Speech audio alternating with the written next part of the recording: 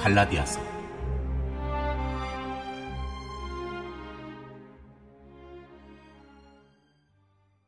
종교인들이 곧잘 취하는 태도 가운데 하나는 종교를 다른 사람들을 통제하는 수단으로 변질시켜서 그들을 옴짝달싹하지 못하게 만드는 것입니다.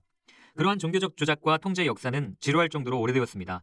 종교를 그런 식으로만 이해했던 사람들이 종교로부터 벗어나는 것을 자유로 여기는 것은 당연합니다. 그러나 문제는 그 자유의 수명이 짧다는 것입니다. 바울은 예수를 만난 뒤 근본적으로 전혀 다른 존재, 곧 하나님 안에서 자유의 삶을 사는 존재로 변화되었습니다. 예수를 만난 바울은 하나님이 사람들을 특정한 방식으로 행동하게 하는 비인격적인 힘이 아니라 우리를 해방시켜 자유로운 삶을 살게 하는 인격적인 구원자라는 것을 알게 되었습니다. 하나님은 밖에서 우리를 억누르는 분이 아니라 안에서 우리를 해방하는 분이셨습니다. 그것은 영광스러운 경험이었습니다. 바울은 자기가 만나는 사람들 누구에게나 이 자유로운 삶을 소개하고 그 삶으로 사람들을 초대하기 시작합니다. 초기에 바울은 로마 제국의 갈라디아 지역을 몇 차례 여행하면서 여러 교회를 세웠습니다.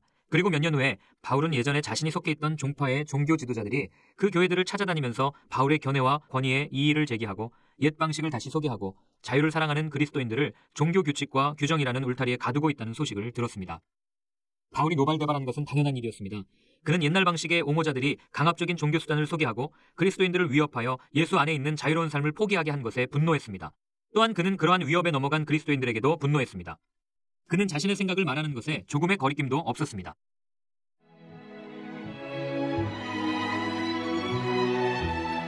일장. 나 바울과 이곳에 있는 믿음의 동료들은 갈라디아에 있는 여러 교회에 문안합니다. 내가 이렇게 편지를 보낼 수 있는 권한은 사람들의 합의나 윗사람들의 임명에서 온 것이 아닙니다. 그것은 메시아 예수와 그분을 죽은 자들 가운데서 살리신 아버지 하나님께 직접 받은 것입니다. 나는 하나님께로부터 임명받은 사람입니다. 그러므로 나는 다음과 같은 말로 여러분에게 문안합니다. 은혜와 평화가 여러분에게 있기를 바랍니다. 우리는 이 말이 무엇을 의미하는지 잘 압니다. 예수 그리스도께서 우리 죄를 대속하기 위해 자기 몸을 제물로 바치시고 우리가 사는 이 악한 세상에서 우리를 건져주셨기 때문입니다. 우리 모두가 이 구원을 경험하는 것, 그것이 바로 하나님의 계획입니다. 하나님께 영광이 영원 무궁토록 있기를 바랍니다. 참으로 그렇게 되기를.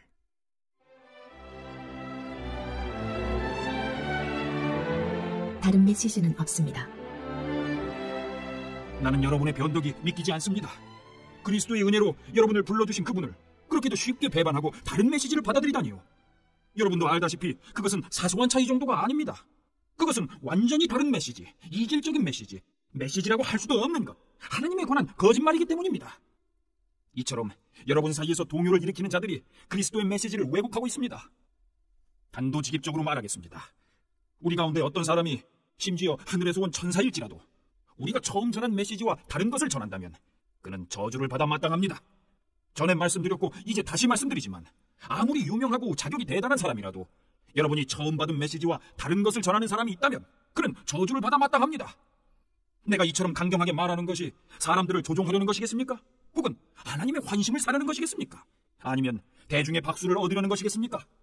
대중의 인기를 얻는 것이 나의 목표라면 나는 그리스도의 종이 되려고 애쓰지 않을 것입니다. 이것을 알아야 합니다. 친구 여러분, 아주 단호하게 말씀드립니다. 내가 여러분에게 전한 이 위대한 메시지는 그저 인간의 낙관론이 아닙니다. 그것은 내가 전통으로 물려받은 것도 아니고 어떤 학파로부터 배운 것도 아닙니다. 나는 그것을 하나님께로부터 직접 받았습니다. 나는 그 메시지를 예수 그리스도께로부터 직접 받았습니다. 여러분은 내가 전에 유대인의 방식대로 살 때 어떻게 행동했었는지 이야기를 들었을 것입니다. 그 당시 나는 하나님의 교회를 박해하는 일에 전력을 다했습니다. 나는 하나님의 교회를 철저히 파괴하려고 했습니다. 내 조상의 전통을 지키는 일에 어찌나 열성을 다했던지 그 면에서 나는 내 동료들보다 훨씬 앞서 있었습니다. 그러나 그때에도 하나님은 나를 향한 계획을 가지고 계셨습니다. 내가 아직 모태에 있을 때 그분은 너그럽게도 나를 택하시고 불러주셨습니다. 그분은 내게 개입하시고 자기 아들을 나타내 보이셔서 나로 하여금 기쁜 마음으로 그 아들을 이방인들에게 알리게 하셨습니다. 나는 부르심을 받자마자 내 주위에 누구와도 상의하지 않고 나보다 먼저 사도가 된 사람들과 의논하러 예루살렘으로 올라가지도 않고 곧장 아라비아로 갔습니다. 그리고 얼마 후 다마스쿠스로 되돌아갔고 3년 후에 베드로와 함께 내가 전하는 이야기를 서로 비교해보려고 예루살렘으로 올라갔습니다.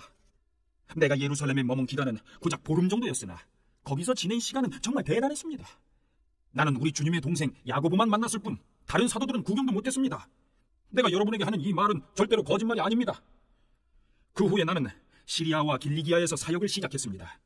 그렇게 시간을 보내며 활동한 뒤에도 나는 유대에 있는 그리스도의 교회들의 얼굴이 알려지지 않았습니다. 그저 전에 우리를 박해하던 사람이 이제는 자기가 없애버리려던 그 메시지를 전하고 있다는 소문만 떠돌 뿐이었습니다. 그들이 나에 대해 보인 반응은 나로 인해 하나님을 알아보고 그분을 경배한 것이었습니다.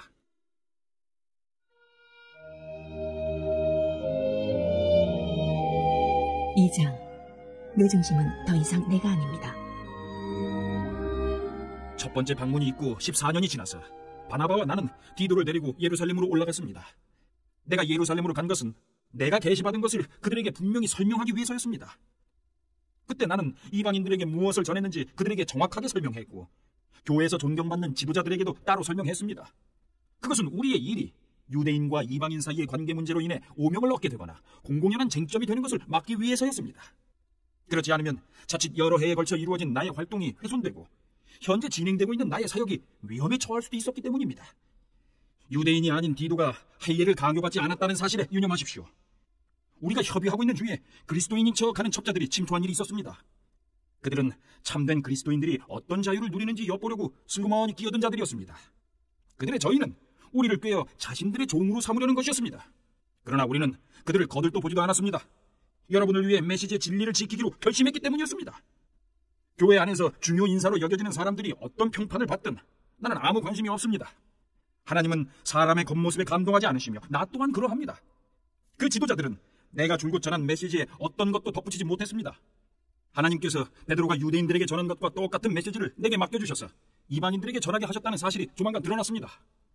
교회의 기둥인 야고보와 베드로와 요한은 하나님께서 나를 부르셨음을 알고서 나와 바나바에게 손을 내밀어 악수하고 우리에게는 이방인들을 상대로 하는 사역을 맡기고 자신들은 계속해서 유대인들에게 나아가기로 했습니다. 그들이 우리에게 한 가지 당부한 것은 가난한 사람들을 기억해달라는 것이었습니다. 그것은 내가 이미 열심히 하고 있던 일이었습니다. 그 후에 베드로가 안디옥에 왔을 때 나는 그와 정면으로 맞선 적이 있습니다. 그가 분명하게 잘못한 일이 있었기 때문입니다. 이야기는 이렇습니다. 베드로는 야고보가 보낸 몇몇 사람들이 오기 전만 해도 식사 때마다 이방인들과 함께 식사를 했습니다. 그러나 예루살렘에서 보수적인 사람들이 오자 그는 슬그머니 뒤로 물러나 할 수 있는 한 이방인 동료들과 거리를 두었습니다. 그는 할례라는 옛 방식을 강요해온 유대 보수파를 두려워했던 것입니다. 안타깝게도 안디옥 교회에 있던 나머지 유대인들도 그런 위선에 동조했고 바나바까지도 그런 수작에 휩쓸리고 말았습니다. 나는 그들이 메시지를 따라 한결같이 바른 길을 걷지 않는 것을 보고 그들 모두가 보는 앞에서 베드로에게 이렇게 말했습니다. 당신은 예루살렘에서 파견된 감시인들이 보지 않을 때는 유대인이면서도 이방인처럼 살더니 이제는 예루살렘에서 온 당신의 옛 동료들에게 좋은 인상을 주려고 이방인에게 유대인의 관습을 강요하는군요. 도대체 무슨 권한으로 그렇게 하는 것입니까? 우리가 유대인이기는 하지만 죄인인 이방인보다 태생적으로 우월한 것은 아니라는 것을 우리는 압니다. 우리는 율법을 지킴으로써 하나님과 올바른 관계가 되는 것이 아니라 오직 예수 그리스도를 직접 믿음으로써 하나님과 올바른 관계가 되는 것임을 잘 알고 있습니다. 어떻게 합니까? 우리가 그것을 시험해 보았기 때문입니다. 우리는 이 세상에서 가장 훌륭한 율법 체계를 가지고 있습니다. 그러나 우리는 누구도 자기 개선을 통해서는 하나님을 기쁘시게 해드릴 수 없음을 깨닫고 예수를 메시아로 믿었습니다. 자기 힘으로 선한 사람이 되려고 애쓰기보다는 메시아를 믿음으로 하나님과 올바른 관계에 들어가게 되었습니다.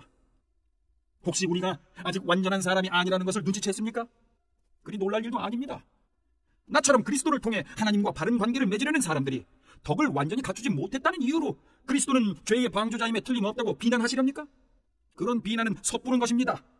내가 자기 힘으로 선한 사람이 되려고 한다면 그것은 전에 헐어버린 낡은 헛간을 다시 세우는 셈이 되고 사기꾼처럼 행동하는 꼴이 되고 말 것입니다.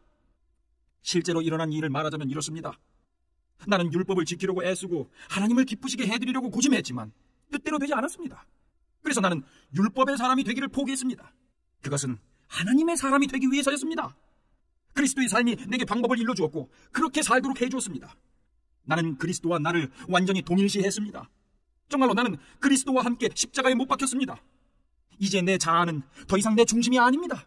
나는 더 이상 여러분에게 의롭게 보이거나 여러분에게서 좋은 평판을 얻고 싶은 마음이 없습니다. 나는 더 이상 하나님께 좋은 평가를 얻어야 한다는 강박관념이 없습니다. 그리스도께서 내 안에서 살고 계십니다. 여러분이 보는 내 삶은 나의 것이 아니라 나를 사랑하시고 나를 위해 자기 목숨을 내어주신 하나님의 아들을 믿는 믿음으로 살아가는 삶입니다. 나는 이 삶을 저버리지 않을 것입니다. 내가 율법을 준수하거나 사람을 기쁘게 하는 종교로 되돌아간다면 그것은 하나님과의 관계에서 인격적으로 누리는 자유를 송두리째 포기하는 일이 되지 않겠습니까? 나는 그렇게 하지 않을 것입니다. 나는 하나님의 은혜를 거부하지 않을 것입니다.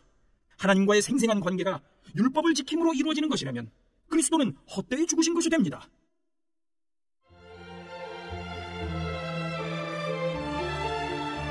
삼장 율법이 아닌 그리스도를 믿는 믿음.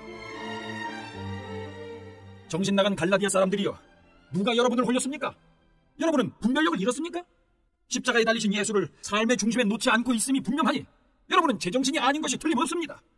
십자가에 달리신 그분의 모습이 여러분의 눈에 선할 텐데 어찌 그럴 수 있습니까? 여러분에게 한 가지 묻겠습니다. 여러분의 새 삶이 어떻게 시작되었습니까? 하나님을 기쁘시게 해드리기 위해 죽도록 노력함으로써 시작되었습니까? 아니면 여러분이 받은 하나님의 메시지에 응답함으로써 시작되었습니까? 여러분은 이 어리석은 짓을 계속하렵니까? 정신 나간 사람만이 하나님께서 시작하신 일을 자신의 힘으로 성취할 수 있다고 생각합니다. 여러분은 그 일을 시작할 만큼 슬기롭거나 강하지도 못하면서 어찌 그 일을 성취할 수 있다고 생각하십니까? 여러분이 그토록 고통스러운 학습 과정을 거친 것이 다 허사였다는 말입니까? 아직 완전히 허사가 되어버린 것은 아닙니다만 계속 이런 식이라면 분명 허사가 되고 말 것입니다. 대답해 보십시오. 하나님께서 여러분에게 자신의 임재, 곧 성령을 아낌없이 주셔서 여러분 스스로는 결코 할 수 없는 일을 하게 하신 것이 여러분의 부단한 도덕적 열심 때문입니까? 아니면 여러분 안에서 그 모든 일을 행하시는 그분을 믿어서입니까? 이 모든 일이 여러분에게서 일어난 것은 아브라함의 경우와 같지 않습니까? 그는 하나님을 믿었고 그 믿음의 행위가 하나님과 올바른 관계를 유지하는 삶으로 변화된 것입니다. 율법을 신뢰하는 사람들이 아니라 그리스도를 신뢰하는 사람들이야말로 아브라함처럼 믿음의 자녀인 것이 분명하지 않습니까? 또한 성경에는 하나님께서 이방인과도 믿음에 근거하여 올바른 관계를 맺으실 것이라는 사실이 이미 기록되어 있습니다. 성경은 아브라함에게 모든 민족이 네 안에서 복을 받을 것이다 라고 약속하면서 그 사실을 미리 내다보았습니다. 그러므로 이제 믿음으로 사는 이들은 믿음으로 살았던 아브라함과 함께 복을 받습니다. 이것은 결코 새로운 가르침이 아닙니다. 그리고 이것은 하나님을 의지하지 않고 스스로의 힘으로 살려고 하는 사람은 누구든지 실패할 수밖에 없음을 의미합니다. 성경은 이렇게 뒷받침합니다. 율법 책에 기록된 모든 조항 가운데 하나라도 행하지 않는 자는 심한 저주를 받게 된다. 그 같은 도덕적 요구 조항을 온전히 지킬 수 없다는 것은 분명합니다. 그러므로 그런 식으로는 누구도 하나님과 바른 관계를 유지할 수 없습니다. 하나님과 바른 관계를 맺고 사는 사람은 하나님께서 마련해 주시는 일을 받아들임으로써 그런 삶을 살아갑니다. 하나님을 위해 무언가를 하는 것과 하나님이 해주시는 일 속으로 들어가는 것은 분명히 다릅니다. 예언자 하박국이 옳았습니다. 하나님을 믿는 사람은 하나님께서 바로잡아 주신다. 그것만이 참된 삶이다. 율법 준수는 믿음으로 사는 삶으로 자연스럽게 나아가기는커녕 더 많은 율법 준수로 이어지기 마련입니다. 그것은 성경에 기록되어 있는 사실이기도 합니다. 이와 같은 일, 율법 준수를 하는 사람은 그 일로 살 것이다. 그리스도께서는 실패할 수밖에 없는 저주받은 우리 삶을 온전히 자기 것으로 삼으심으로 그 삶에서 우리를 건져주셨습니다. 여러분은 나무에 달린 자는 모두 저주를 받은 자다라는 성경 말씀을 기억하실 것입니다. 예수께서 십자가에 못 박히실 때 바로 그런 일이 일어났습니다. 그분은 저주를 받은 자가 되셨고 동시에 그 저주를 푸셨습니다. 그 일로 모든 장애물이 사라져 이제 우리는 아브라함의 복이 지금도 계속되고 있으며 그 복이 이방인에게도 유효하다는 사실을 알게 되었습니다. 우리는 너나 할 것 없이 믿음으로 아브라함이 받았던 것과 똑같은 방식으로 하나님의 생명, 곧 성령을 받을 수 있게 되었습니다. 친구 여러분, 내가 말씀드리는 자유의 삶에 대해 일상생활로부터 한 가지 예를 들어보겠습니다. 어떤 사람이 유언장을 법 절차에 따라 작성해 놓으면 아무도 그것을 무효로 하거나 거기에 무언가를 덧붙일 수 없습니다. 이제 약속이 아브라함과 그의 후손에게 주어졌습니다. 여러분도 알다시피 성경은 마치 일반인 모두를 가리키는 것처럼 후손들에게라고 말하지 않고 법률 문서에서 쓰는 신중한 용어로 내 후손에게라고 말합니다. 여기서 후손을 뜻하는 명사는 단수로 쓰였습니다. 그 후손은 다름 아닌 그리스도를 가리킵니다. 내가 말하려는 것은 이렇습니다. 하나님께서 일찍이 적법하게 확정하신 유언을 430년 후에 덧붙여진 부록이 그 유언의 약속을 무효로 하여 파기할 수 없습니다. 절대로 그럴 수 없습니다. 부록에 명시된 계명들과 규정들은 유언에 약속된 유산과는 아무 관계가 없습니다. 그렇다면 율법, 곧 부록의 취지는 무엇일까요? 율법은 아브라함에게 주신 처음 약속에 덧붙여진 것으로 사려 깊은 배려였습니다. 율법의 의의는 후손이신 그리스도께서 오셔서 약속을 물려받으시고 그 약속을 우리에게 나눠주실 때까지 죄인들을 구원의 길에 붙잡아 두는 데 있습니다. 이 율법이 하나님과의 직접적인 만남의 결과가 아니라는 점은 분명합니다. 그것은 천사들을 통해 중개자인 모세의 손을 거쳐 제정되었습니다. 그런데 신의 산에서처럼 중개자가 있다면 사람들이 하나님과 직접 교제하는 것은 아니지 않습니까? 믿음으로 받는 복에 관한 첫 약속은 하나님이 직접 주신 것입니다. 그렇다면 율법은 약속과 반대되는 것, 곧 우리를 향하신 하나님의 뜻과 반대되는 것일까요? 결코 그렇지 않습니다. 율법의 취지는 우리 스스로는 하나님과 올바른 관계를 맺을 수 없음을 모든 사람에게 분명히 알리는 것입니다. 하나님께서 자신의 약속을 성취하실 때까지 믿음으로 기다림으로써만 얻을 수 있는 것을 우리 스스로의 노력으로 얻겠다고 종교 체계를 고안해내는 것이 얼마나 쓸데없는 짓인지 드러내 보이는 데 있습니다. 율법을 준수해서 우리 안에 생명을 창조할 능력이 있었다면 우리는 벌써 생명을 얻고도 남았을 것입니다. 우리가 충분히 성숙해져서 살아계신 하나님께 믿음으로 흔쾌히 응답하기까지 우리는 모세의 율법에 세심하게 둘러싸여 보호받을 수밖에 없었습니다. 율법은 여러분이 잘 아는 그리스의 가정교사와 같습니다. 아이들을 학교까지 바래다주고 아이들이 위험에 빠지거나 산만해지지 않도록 지켜주고 목적지까지 안전하게 도착하도록 도와주는 가정교사 말입니다. 그러나 이제 여러분은 여러분의 목적지에 이르렀습니다. 여러분은 그리스도를 믿음으로 하나님과 직접 사귀게 되었습니다. 여러분이 그리스도 안에서 받은 세례는 새 출발을 할 수 있도록 깨끗해지는 것에서 끝나지 않습니다. 세례는 또한 성숙한 신앙의 옷을 입는 것을 의미합니다. 그 옷은 다름 아닌 그리스도의 생명, 곧 하나님께서 처음 하신 약속의 성취입니다.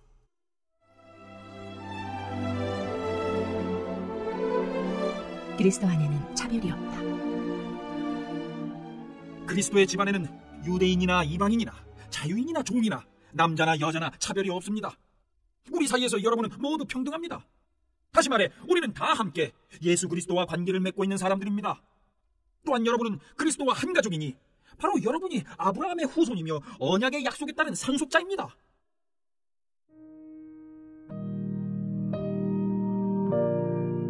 사장. 이 말이 무슨 뜻인지 말씀드리겠습니다. 상속자가 미성년일 때는 종보다 나을 것이 없습니다. 그는 법적으로는 모든 유산의 주인이지만 아버지가 정해놓은 자유의 때까지는 가정교사나 유산관리인의 지배를 받아야 합니다. 우리도 마찬가지입니다. 우리도 어릴 때에는 유치한 교훈, 이 세상의 가정교사와 유산관리인에 둘러싸여 종처럼 명령을 받았습니다. 스스로 행동을 결정할 권한이 없었습니다. 그러나 정하신 때가 찾아 아버지 하나님은 자기 아들을 보내셔서 우리와 마찬가지로 여자에게서 태어나게 하시고 율법의 제약을 받게 하셨습니다. 그것은 율법에 사로잡힌 우리와 같은 사람들을 건지시기 위해서였습니다. 그 결과로 우리는 자유인이 되어 정당한 상속자의 권리를 누릴 수 있게 되었습니다. 이제 여러분은 하나님의 자녀로 완전히 입양되었다고 자신 있게 말할 수 있습니다. 하나님께서 자기 아들의 영을 우리 삶에 보내셔서 아빠, 아버지라 부르도록 하셨으니 말입니다. 하나님과 친밀한 대화를 나눌 수 있는 특권을 가졌으니 여러분은 이제 종이 아니라 자녀입니다. 그리고 자녀이면 유산을 완전히 물려받을 수 있는 상속자이기도 합니다.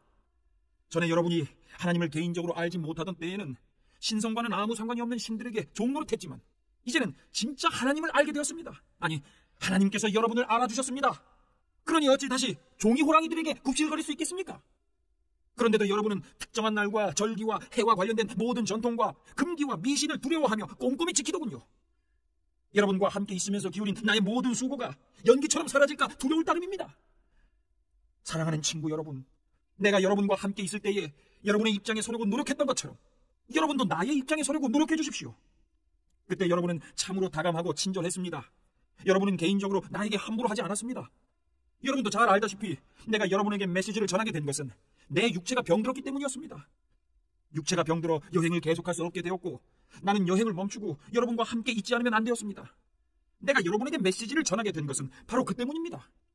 아픈 손님을 맞이하는 것만큼 골치 아픈 일도 없을 것입니다.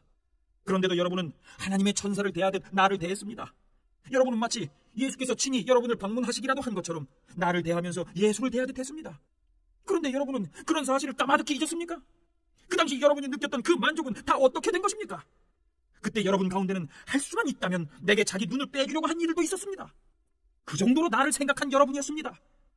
그런데 이제는 내가 여러분에게 진리를 말했다고 해서 갑자기 여러분의 원수가 되었다는 말입니까? 도무지 믿기지 않습니다. 저 이단 교사들이 여러분에게 장광설을 늘어놓으면서 아첨을 떨고 있지만 그들은 더러운 동기에서 그렇게 하는 것입니다. 그들은 하나님께서 은혜로 열어놓으신 자유의 세계를 보지 못하도록 여러분의 눈을 가려서 자신들을 중요 인물로 돋보이게 하고 여러분으로 하여금 자신들에게서 승인과 지도를 구하게 하려는 것입니다. 선을 열심히 행하는 것은 내가 여러분과 함께 있을 때뿐만 아니라 언제든지 좋은 일입니다. 내가 여러분과 함께 있을 때에는 나라는 사람과 내가 전한 메시지에 관심을 기울이더니 이제는 내가 여러분을 떠났다고 관심을 기울이지 않는 것인가요? 여러분은 내가 얼마나 절절한 심정인지 아십니까? 이 심정은 그리스도의 생명이 여러분의 삶 속에서 드러날 때까지 계속 이어질 것입니다. 나는 지금 산고를 겪는 어머니와 같은 심정입니다. 여러분과 함께 있다면 좋겠습니다. 그렇다면 이렇게 좌절감에서 터져나온 냉담한 편지 형식의 글을 보내지 않아도 되었을 테니까요. 율법에 흠뻑 빠진 여러분, 내게 말해보십시오. 여러분은 율법을 자세히 살펴보았습니까? 기억하겠지만 아브라함에게는 두 아들이 있었습니다. 하나는 여종의 아들이고 다른 하나는 자유인 여인의 아들입니다. 여종의 아들은 인간적인 무긴 아래 태어났고 자유인 여인의 아들은 하나님의 약속으로 태어났습니다. 이것은 지금 우리가 다루고 있는 주제를 잘 설명해 줍니다. 그 두 출생 방식은 하나님과 관계를 맺는 두 가지 방식을 가리킵니다. 그중 하나는 아라비아의 시내산에서 생겨난 방식입니다.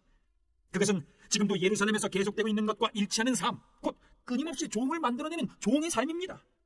바로 하갈의 방식입니다. 반면에 우리 눈에 보이지 않는 예루살렘, 곧 자유로운 예루살렘이 있는데 그 예루살렘이 바로 우리의 어머니입니다. 이는 다름 아닌 사라의 방식입니다. 이사야가 기록한 것을 기억해 보십시오. 즐거워하여라, 아이를 낳지 못하는 여인아. 환성을 울려라, 산고를 겪어보지 못한 여인아. 아이를 낳지 못하던 여인의 자녀가 선택받은 여인의 자녀보다 훨씬 많기 때문이다. 친구 여러분, 여러분은 이삭과 같은 약속의 자녀라는 것이 분명하지 않습니까? 하갈과 사라의 시대는 부정한 무긴 아래 태어난 아이 이스마엘이 신실한 약속으로 성령의 능력으로 태어난 아이 이삭을 괴롭혔습니다. 여러분이 지금 예루살렘 출신의 이단자들에게 괴롭힘을 받는 것은 바로 그런 일의 되풀이라는 점이 분명하지 않습니까? 우리가 어찌해야 하는지 성경은 이렇게 말하고 있습니다. 여종과 그 아들을 내쫓아라. 종의 아들은 자유인 아들과 함께 상속을 받을 수 없기 때문이다. 그렇다면 분명하지 않습니까? 우리는 여종의 자녀가 아니라 자유인 여인의 자녀입니다.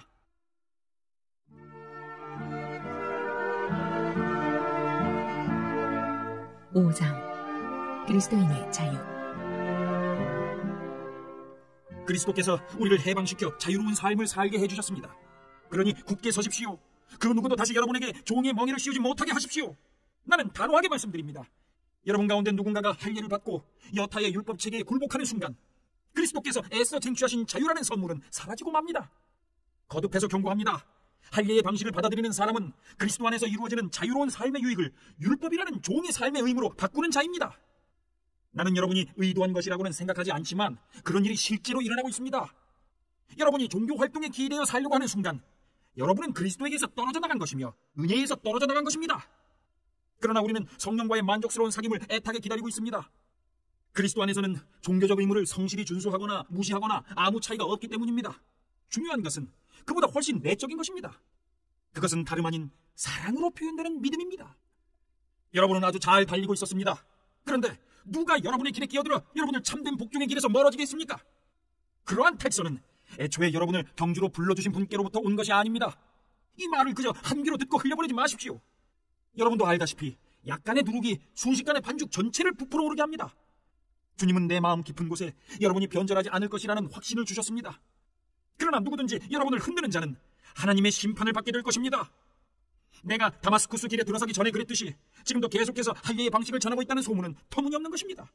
만일 그렇다면 왜 내가 지금도 박해를 받겠습니까? 내가 그 낡은 메시지를 전하면서 이따금 십자가를 언급한다면 아무도 기분 상하지 않을 것입니다. 그처럼 무에 물 탄 듯한 메시지는 아무도 상관하지 않습니다. 할례에 집착하여 여러분을 선동하는 자들은 아예 끝까지 가서 거세하는 편이 좋겠습니다. 하나님께서 여러분을 자유로운 삶으로 부르셨다는 것은 틀림없는 사실입니다. 그러나 여러분은 그 자유를 방탕한 삶을 위한 구실로 삼지 마십시오. 여러분의 자유를 망치지 마십시오. 오히려 여러분의 자유를 사랑 안에서 서로 섬기는 일에 사용하십시오. 그것이야말로 자유가 자라는 길입니다. 우리가 하나님 말씀에 대해 아는 모든 것을 한 문장으로 요약하면 내 자신을 사랑하듯이 다른 사람을 사랑하라는 것입니다. 이것이야말로 참된 자유의 행위입니다. 여러분이 서로 물어뜯고 핥히면 얼마 못 가서 서로가 파멸할 것이니 조심하십시오. 만일 그렇게 된다면 여러분의 값진 자유가 설 자리가 어디에 있겠습니까? 내가 드리는 조언은 이러합니다. 자유롭게 살되 하나님의 영이 이끌고 북돋아 주시는 대로 사십시오. 그러면 여러분은 이기심이라는 욕망에 휘둘리지 않게 될 것입니다. 우리 안에는 죄스러운 이기심이 자리하고 있는데 그것은 자유로운 영을 거스릅니다. 자유로운 영은 이기심과 양립할 수 없습니다. 그 두 가지 생활 방식은 정반대입니다. 여러분은 그날 기분에 따라서 어떤 때는 이렇게 살고 어떤 때는 저렇게 살 수 없습니다. 성령이 이끄시는 삶을 선택하여 율법이 지배하는 변덕스러운 욕망의 삶에서 빠져나오십시오. 여러분이 항상 자기 마음대로 살려고 할 때 여러분의 삶이 어떻게 될지는 아주 분명합니다. 사랑 없이 되풀이되는 값싼 섹스, 악취를 풍기며 쌓이는 정신과 감정의 쓰레기, 과도하게 집착하지만 기쁨 없는 행복, 껍데기 우상들, 마술쇼 같은 종교, 편집증적 외로움, 살벌한 경쟁, 모든 것을 집어삼키지만 결코 만족할 줄 모르는 욕망, 잔인한 기질, 사랑할 줄도 모르고 사랑받을 줄도 모르는 무력감, 찢겨진 가정과 찢어진 삶, 편협한 마음과 왜곡된 추구, 모든 일을 경쟁자로 여기는 악한 습관, 통제되지도 않고 통제할 수도 없는 중독, 이름뿐인 꼴사나운 공동체 등이 그것입니다. 더 열거할 수도 있지만 그만하겠습니다. 여러분도 알다시피 내가 여러분에게 경고한 것이 이번이 처음은 아닙니다. 여러분이 자신의 자유를 그런 식으로 사용하면 여러분은 하나님 나라를 상속받지 못할 것입니다. 그러나 우리가 하나님의 방법대로 살면 어떤 일이 일어날까요? 과수원에 과일이 풍성히 맺히는 것처럼 하나님께서 우리의 삶에 여러 가지 선물, 다른 사람에 대한 호의, 풍성한 삶, 고요함 같은 것들을 풍성히 주실 것입니다. 또한 우리는 끝까지 견디는 마음과 긍휼히 여기는 마음과 사물과 사람들 속에 기본적인 거룩함이 스며들어 있다는 확신을 갖게 될 것입니다. 우리는 충성스럽게 헌신하고 우리가 살아가는 방식을 강요하지 않으며 우리의 에너지를 슬기롭게 모으고 관리할 수 있을 것입니다. 율법주의는 이와 같은 삶을 자라게 하는데 아무 도움이 되지 않습니다. 그저 방해만 될 뿐입니다. 그리스도께 속한 사람들에게는 자기 마음대로 사는 삶이나 남들이 필요하다고 말하는 것에 부하내동하는 삶이 영원히 끝났습니다. 그들은 그런 삶을 십자가에 못 박았습니다. 이것이 우리가 선택한 삶, 곧 성령의 인도를 받는 삶이니 그 삶을 그저 머릿속 사상이나 마음속 감정으로 여기지 말고 그 삶에 담긴 뜻을 우리 삶 구석구석에 힘써 적용하십시오. 마치 우리 가운데 누구는 더 낫고 누구는 모자라기라도 한 것처럼 비교하지 말아야 한다는 뜻입니다. 우리에게는 살면서 해야 할 훨씬 흥미로운 일들이 많습니다. 우리는 저마다 하나님의 독특한 작품입니다.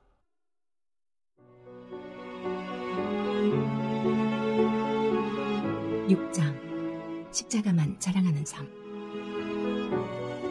친구 여러분, 창조적으로 사십시오. 누군가가 죄에 빠지거든 너그러운 마음으로 그를 바로잡아주고 여러분 자신을 위해 비판의 말을 아끼십시오.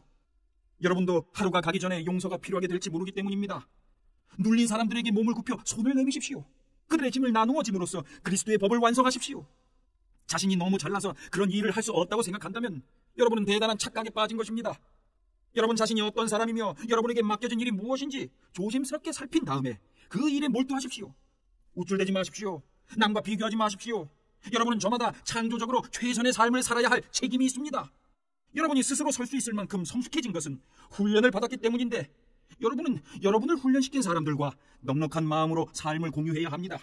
여러분이 소유한 것이든 경험한 것이든 온갖 좋은 것을 함께 나누어야 합니다. 착각하지 마십시오. 어느 누구도 하나님을 속일 수 없습니다. 사람은 심은대로 거두게 마련입니다. 다른 사람의 사정은 아랑곳하지 않고 하나님을 무시하고 이기심을 심는 사람은 잡초를 거둘 것입니다. 그런 사람은 자기만을 위해 살면서 온통 잡초만 키워낼 것입니다. 그러나 하나님께 대한 응답으로 심고 그것을 키우는 일을 하나님의 영에게 맡기는 사람은 참된 삶, 곧 영생이라는 알국을 거둘 것입니다. 그러니 선을 행하되 지치지 마십시오. 포기하거나 중단하지 않으면 때가 되어 좋은 알국을 거둘 것입니다. 그러므로 이제 기회 있을 때마다 모든 사람의 유익을 위해 힘쓰십시오. 믿음의 공동체 안에 있는 가까운 사람들에게부터 그 일을 시작하십시오. 마지막으로 나는 내가 여러분에게 말씀드린 것이 얼마나 중요한지 강조하기 위해 이렇게 굵은 글씨로 손수 씁니다. 할례의 방식을 여러분에게 강요하려는 자들에게는 오직 한 가지 동기밖에 없습니다. 그들은 손쉬운 방법으로 남들 앞에서 좋게 보이려고 할 뿐 믿음으로 살겠다는 용기, 곧 그리스도의 고난과 죽음에 참여할 용기는 없습니다. 그들이 율법에 대해 하는 말은 모두 헛소리에 불과합니다. 정작 그들 자신은 율법을 지키지 않습니다. 그들은 율법을 준수할 때에도 지극히 자의적으로 취사 선택합니다. 그들이 여러분에게 할 일을 받게 하려는 것은 여러분을 자기 편으로 끌어들여 자신들의 성공을 자랑하려는 것입니다. 비열한 행동이 아닐 수 없습니다. 그러나 나는 우리 주 예수 그리스도의 십자가만을 자랑하겠습니다. 그 십자가로 말미암아 나는 이 세상에 대해 십자가에 못 박혔고 남을 기쁘게 하거나 남이 지시하는 하찮은 방식에 나를 끼워 맞추려는 숨막히는 분위기에서 벗어났습니다. 여러분은 이 모든 일의 핵심이 무엇인지 알겠습니까? 그것은 할례를 받거나 안 받거나 하는 일과 같이 여러분과 내가 하는 일에 있지 않습니다. 핵심은 하나님께서 지금 하고 계신 일에 있습니다. 그분은 완전히 새로운 것, 곧 자유로운 삶을 창조하고 계십니다. 이 기준에 따라 사는 사람은 누구나 하나님의 참 이스라엘, 곧 하나님이 택하신 백성입니다. 이들에게 평화와 긍휼이 있기를 바랍니다. 아주 솔직히 말씀드리자면 나는 더 이상 이런 말다툼에 시달리고 싶지 않습니다. 내게는 해야 할 훨씬 중요한 일이 있습니다. 이 믿음으로 진지하게 사는 것입니다. 내 몸에는 예수를 섬기다가 얻은 상처 자국이 있습니다. 친구 여러분, 우리 주 예수 그리스도께서 값없이 주시는 은혜가 여러분 각 사람 깊은 곳에 있기를 바랍니다. 아멘.